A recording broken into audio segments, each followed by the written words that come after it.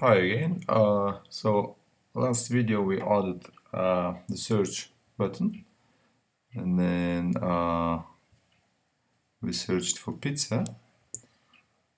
Excuse me, it's here. So this gives us pizzas. And next. All right, we're getting pizzas now. Let's add some function to disable this button whenever the search input is empty. So let's go up. So just before search, this, let's say this enabling search button, right?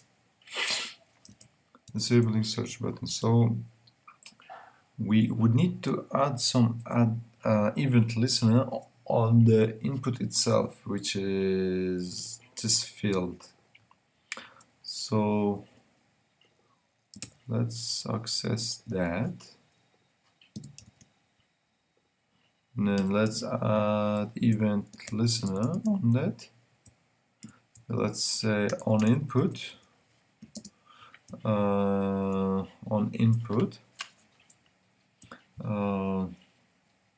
search button on, or maybe just call it, let's call it disable. That's too long name. I'm sorry. Let's make it nicer. Search button on, and then keep this false. So function search button on. So what it does is just accesses if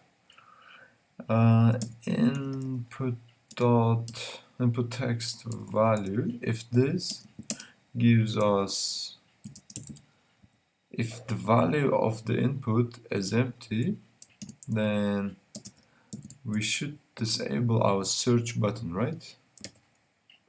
So we don't want to be able to click on it. So simply disabled becomes true, but else, if let's say it is not empty, then we need to make sure the search button is not disabled, right? It should be false. So let's check that. Let's reload the page.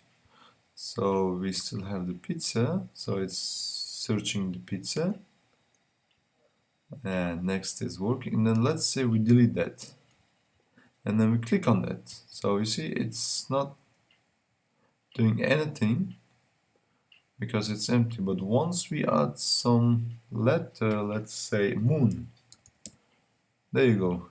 It will start searching for moon and etc. So we delete that, and then there's nothing. But the moons will be working. We can access the next pages and etc. We still have the page results. It's just down there. I have this small screen now. So yeah, everything's working now. So we added this functionality on it. On the next videos, I'll try to add some more functionalities, like maybe larger video, containers. I mean, this one's iframes, and maybe some navigation thing, and etc. Thank you so much.